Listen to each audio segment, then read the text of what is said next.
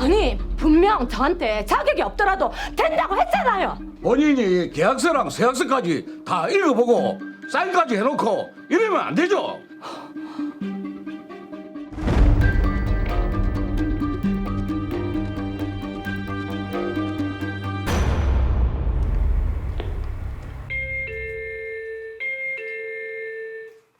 원장네? 잠시만.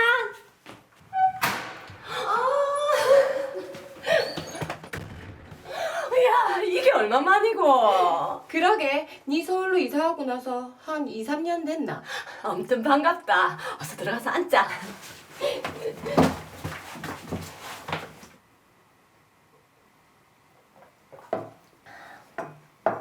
부산으로 언제 이사왔노? 한 달밖에 안 됐다. 이래 빨리 내려올 거면 서울을 가지 말지. 그러게 말이다. 애 아빠 발령 때문에 어쩔 수가 없었지. 다시 부산으로 오니까 너무 좋다. 나도 네 얼굴 다시 보니 너무 좋네. 그나저나 여기저기 전세살이 그만하고 집을 사고 싶은데 집값이 와 이리 비싸노? 청약 통장 없나? 그런데 관심이 없어서 안 만들어놨지. 근데 청약이 돼도 분양가가 너무 비싸서 엄두가 안 난다. 아, 그 내 아는 지인 중에 그 뭐더라? 아, 그래. 지역주택조합원. 그거 해서 엄청 싸게 아파트 들어갔다던데? 지역주택 조합원? 부산으로 온 지 한 달 그래, 됐는데 숲이 니도 한번 알아봐봐. 뭔가 야. 불안하네요.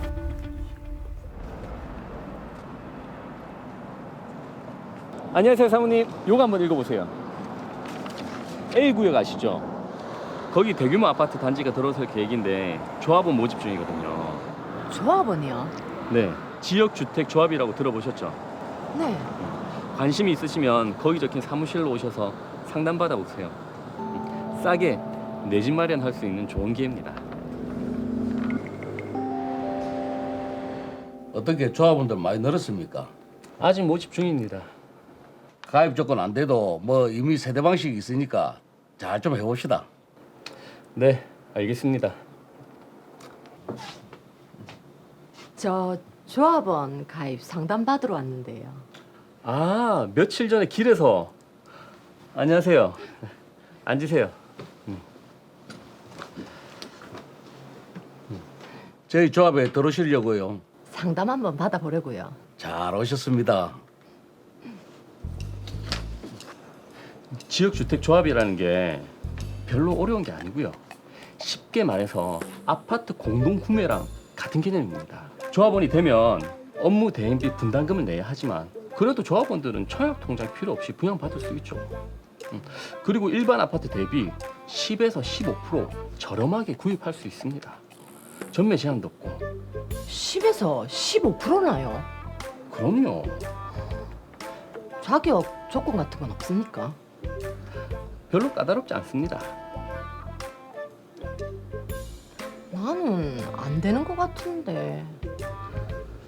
만약 조합은 자격이 없더라도 이미 세대 방식으로 분양이 가능하기 때문에 걱정 안 하셔도 됩니다. 지금 자리도 얼마 안 남았는데 오신 김에 조합 가입 계약하고 가시죠. 그럼 믿고 가입하겠습니다. 저런데 넘어가는 거죠.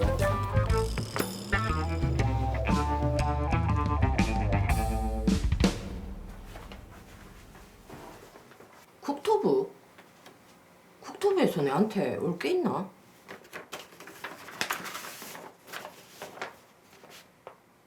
아니 이게 뭐야? A지역 주택조합원 부적격? 그럼 분양을 못 받는다는 거가? 속았다는 걸 알게 됐네요.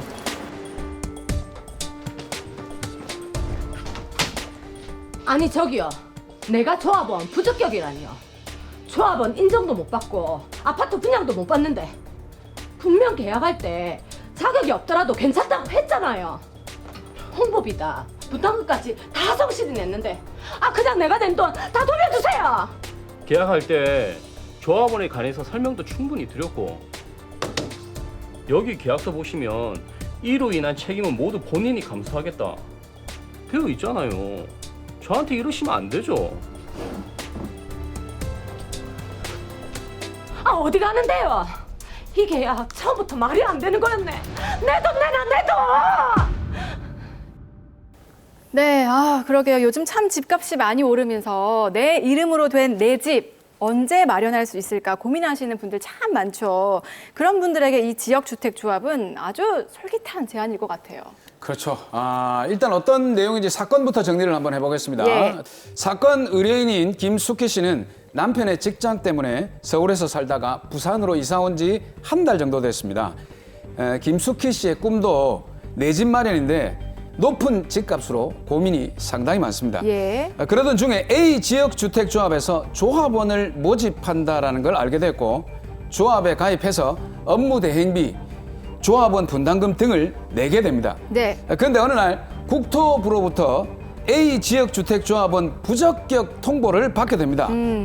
조합 측에 이때까지 낸 분담금 등을 돌려달라고 요구를 하게 되지만 이로 인한 책임을 모두 본인이 감수하겠다라는 계약서를 쓰지 않았냐면서 예. 돌려줄 수 없다라는 지역주택조합 측의 입장입니다. 이에 김숙희 씨가 너무나 억울해서 저에게 의뢰를 했습니다. 자, 일단은 분명 조합 측에서 된다고 해서 가입을 했는데 김숙희 씨가 참 답답하시겠다는 생각이 듭니다. 자, 먼저 가입하면서 낸 분담금 요거 좀 돌려받을 수 있습니까? 어떻습니까? 네, 조합원 자격이 없음에도 불구하고 조합원 가입이 가능하다고 거짓말을 하여 가입 계약을 체결하게 된 경우라면 이를 기망을 이유로 계약을 취소하고 분담금 반환을 청구할 수 있을 것입니다. 네. 하지만 그런 거짓말이 있었다는 것을 입증하는 것이 필요합니다.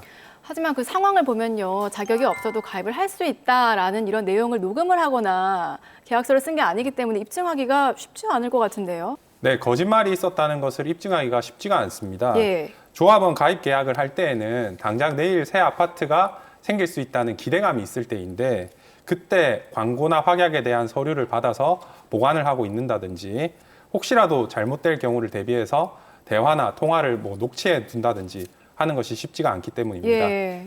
근데 여기 보면 이제 조합이나 업무 대행사 측에서는 계약서를 근거로 해가지고 자기들 책임이 아니라고 하거든요.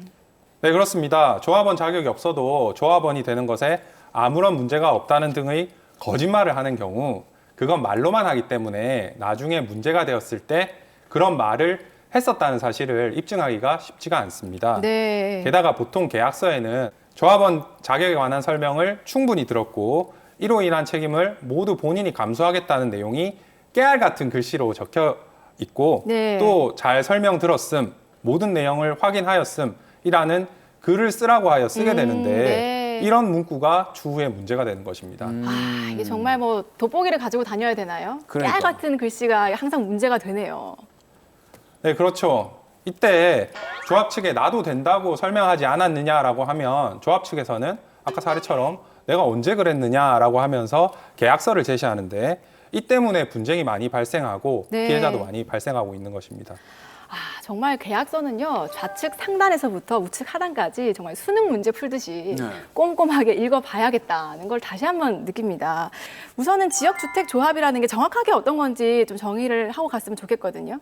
네, 지역주택조합이란 무주택자이거나 주거전용 면적 85제곱미터 이하 한 채를 소유하고 있는 개인들이 조합을 결성하여 주택의 건축 및 분양 사업을 하는 것입니다.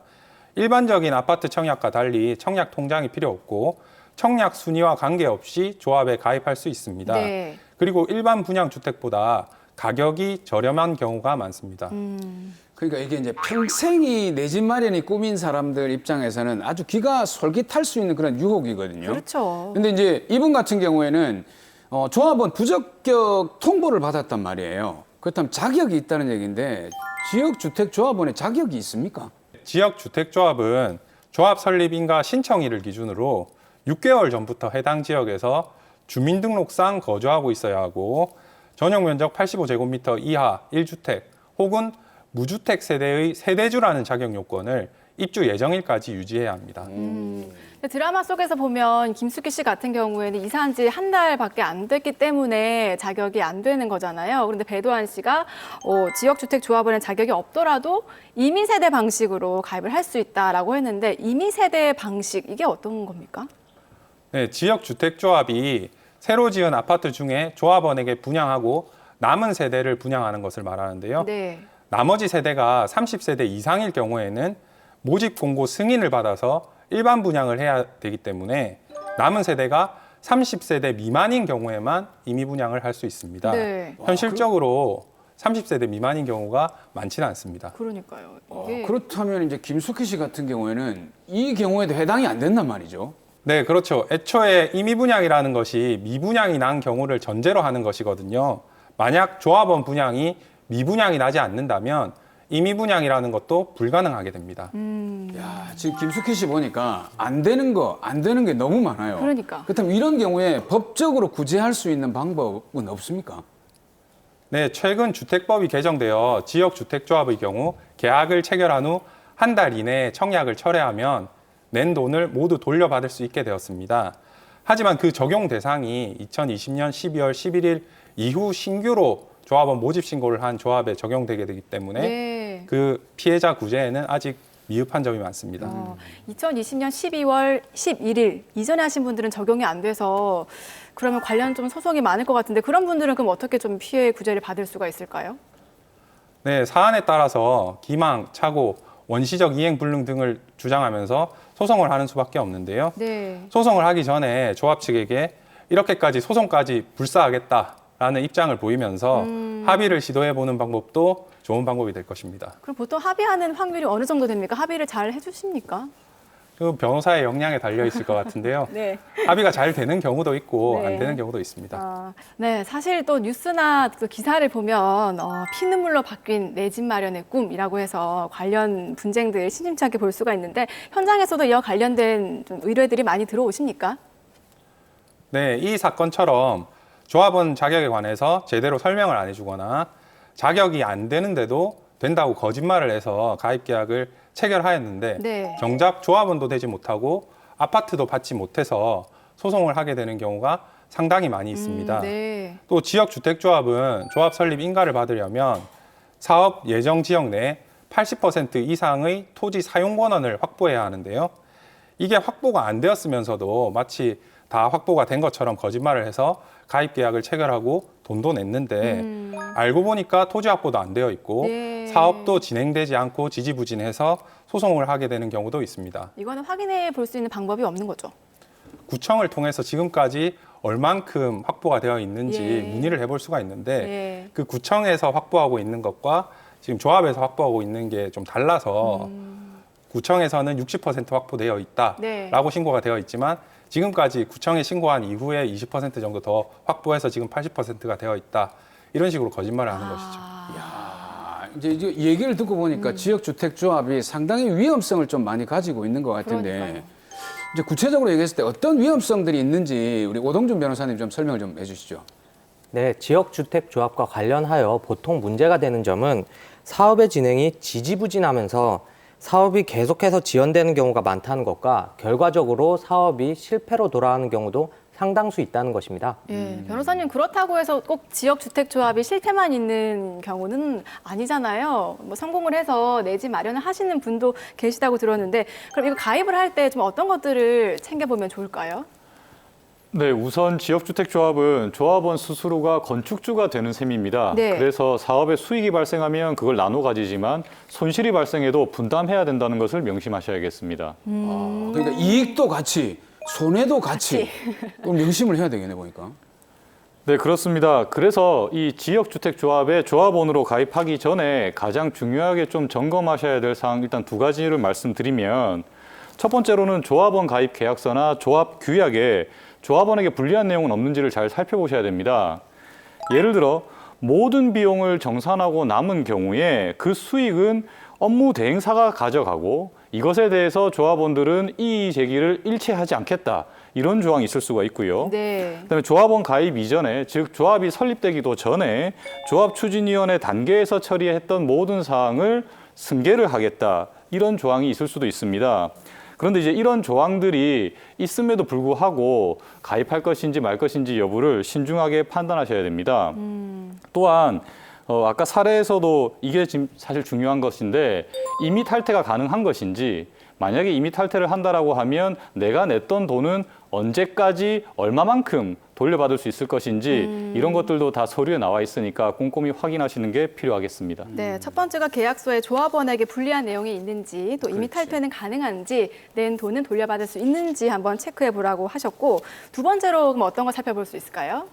네, 두 번째로는 사업 부지의 토지를 95% 이상 매수한 상태인지를 살펴보셔야 됩니다. 아까 한병철 변호사님께서 말씀하신 것처럼 조합이 설립되기 위해서는 80%의 사용 권원을 확보해야 되지만 이 설립된 조합이 이제 건축주로서 사업 시행을 하려면 관할 구청으로부터 그 사업 계획을 승인을 받아야 되는데 이 95% 이상 확보되어야만 사업 계획 승인을 받을 수 있기 때문입니다. 그리고 나머지 5%의 미확보 토지는 매수 청구를 해서 사실상 강제적으로 수용할 수 있기 때문에 이 토지 확보가 되었는지 안 되었는지에 따라서 사업이 될지 안 될지를 판단해 보실 수 있기 때문입니다. 야, 저런 일단 과정을 겪기 위해서 굉장히 많은 시간이 걸린다고 하는데 그러니까요. 사실 어떤 모임이든지 들어가는 것도 자유고 나오는 것도 자유지 않습니까? 이게 탈퇴를 하기 위해서 어떤 그 방법은 없을까요? 네, 조합원 자격이나 토지 확보율에 대해서 기망이 있었다면 이를 입증해서 계약을 취소하는 방법이 있을 겁니다. 그런 사정이 없이 그냥 임의로 탈퇴를 희망하는 경우에는 조합 규약에서 정한 대로 돈을 돌려받게 되는데요. 보통 계약금 및 업무 대행비를 제외하고 나머지만 돌려받게 됩니다. 네. 그마저도 당장은 받지 못하고 기다려야 되는 경우가 상당히 많이 있습니다. 말씀을 들어보니까 지역주택조합이라는 것이 어떻게 보면 위기와 또 기회가 공존하는 것 같아요. 그렇죠. 네. 자, 이렇게 좀 내 집 마련의 꿈도 깨지고 돈도 잃게 될 위기에 처한 우리 김숙희 씨에게 한병철 변호사님께서 정리를 좀 해주시죠. 네, 조합 측과 합의가 되면 가장 좋겠지만 합의가 되지 않는다면 소를 제기해서 이미 낸 돈의 반환을 청구해야 될 것입니다. 김숙희 씨처럼 계약을 체결할 때부터 조합원 자격이 없었는데도 계약을 체결한 경우에 대해서 최근 하급심 판결이 조합원에게 공급하고 남은 주택이 30세대 이상일 경우라면 임의 분양이 불가능하기 때문에 무효라면서 납부한 돈을 전액 돌려주라는 판결이 있었습니다.